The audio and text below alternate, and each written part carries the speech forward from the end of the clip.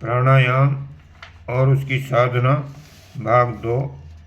प्राण आकर्षण की सुगम क्रियाएं। प्रातःकाल नित्य कर्म से निवृत्त होकर साधना के लिए किसी शांतिदायक स्थान पर आसन बिछाकर बैठिए। दोनों हाथों को घुटनों पर रखिए। मेरुदंड सीधा रहे। नेत्र बंद कर लीजिए। फेफड़ों में भरी हुई सारी हवा बाहर निकाल दीजिए। आप धीरे धीरे नासिका द्वारा सांस लेना आरंभ कीजिए। जितनी अधिक मात्रा में भर सकें फेफड़ों में हवा भर लीजिए।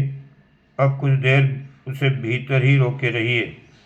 इसके पश्चात सांस को धीरे धीरे नासिका द्वारा बाहर निकालना आरंभ कीजिए। हवा को जितना अधिक खाली कर सकें कीजिए। अब कुछ देर सांस को बाहर ही रोक दीजिए, अर्थात बिना सांस के रहिए। इसके बाद पूर्ववत वायु को खींचना आरंभ कीजिए। यह एक प्राणायाम हुआ। सांस निकालने को रेचक, खींचने को पूरक और रोके रहने को कुंभक कहते हैं। कुंभक के दो भेद हैं। सांस को भीतर भरकर रोके रखना अंतः कुंभक और खाली करके बिना सांस रहना बाह्य कुंभक कहलाता है। रेचक और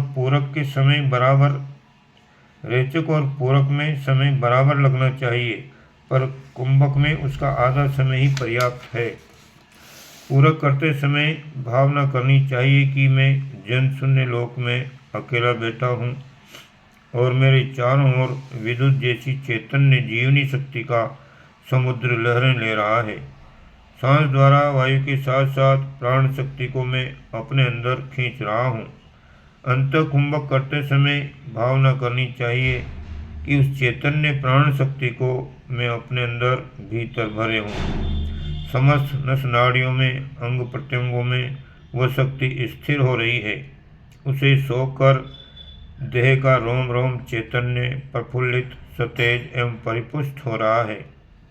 रेचक करते समय भावना करनी चाहिए कि शरीर में संचित मल, रक्त में मिले हुए विष, मन में धसे हुए विकार सांस छोड़ने पर वायु के साथ साथ बाहर निकाले जा रहे हैं।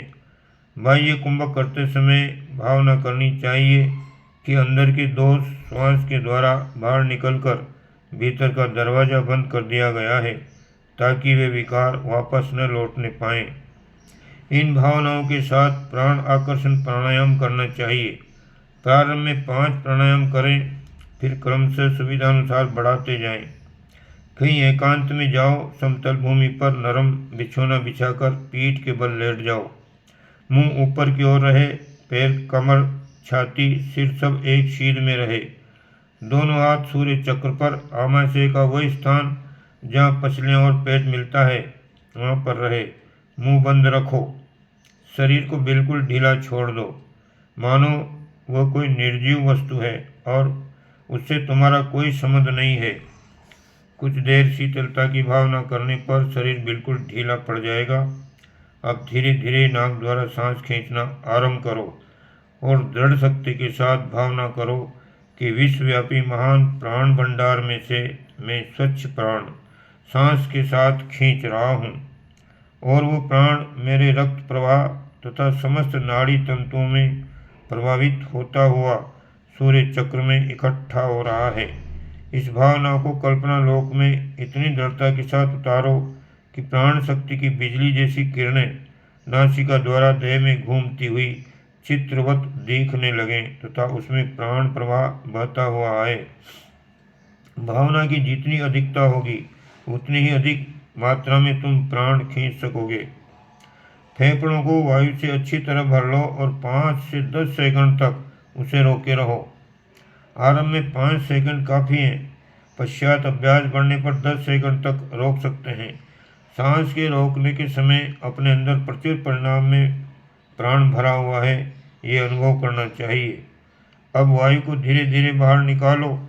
निकालते समय ऐसा अनुभव करो कि शरीर के सारे दोष, रोग और विष इनके द्वारा निकाल बाहर किए जा रहे हैं।